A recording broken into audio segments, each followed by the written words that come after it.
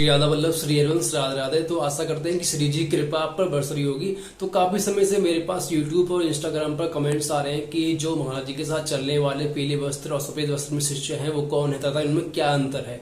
तो आप जब कभी भी राधा के लिए कुंज वृंदावन के अंदर आओगे तो आप पाओगे कि जो महाराज जी के साथ रहने वाले शिष्य हैं अधिकतर पाएंगे आपकी पीले वस्त्र सफेद वस्त्र में होते हैं। तो पीले वस्त्र वाले शिष्यों में और सफेद वस्त्र वाले शिष्यों में क्या अंतर है। तो बात करते हैं महाराज जी के पीले वस्त्र वाले शिष्यों की। पीले वस्त्र वाले शिष्य वो शिष्य है महाराज जी के जिन्होंने गृहस्थ आश्रम के साथ साथ दुनिया के जितने भी रिश्ते नाते हैं यानी कि अपने परिवार जनों को इवन सबको त्याग दिया है और महाराज जी के साथ उनकी सेवा में दिनचर्या में लगे हुए हैं।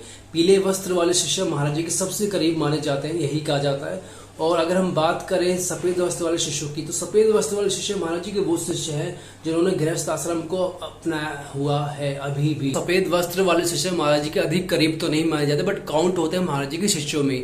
कहा जाता है कि जो महाराज जी के शिष्य हैं सबसे ज्यादा पीले वस्त्र और सफेद वस्त्र में ही पाए जाते हैं। सफेद वस्त्र वाले शिष्य जो महाराज जी के हैं वो अखंड वास करके यानी कि गृहस्थ आश्रम में रहते हुए यानी कि अपने बीबी बाल बच्चों के साथ वृंदावन का अखंड वास कर रहे हैं और महाराज जी की दिनचर्या महाराज जी की सेवा में हर समय तक प्रतिबद्ध रहते हैं। WWE के वीर महान संत यानी कि रिंकू सिंह ने काफी सारे कड़े नियमों का पालन किया था, तब जाके उन्हें 3 से 4 महीने के बाद पीले वस्त्र यानी कि पीले चोला महाराज जी के द्वारा प्रदान किया गया था। अगर आप भी महाराज जी के शिष्य बनना चाहते हैं तो आपको भी इतनी कड़ी नियमावली का पालन करना पड़ेगा।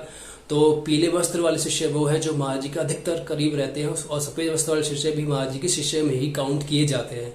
हमारी वीडियो अच्छी लगी है तो चैनल को सब्सक्राइब करें, वीडियो को लाइक करें और फिर मिलते हैं आपको नई वीडियो के साथ। राधा वल्लभ श्री हरिवंश राधे राधे।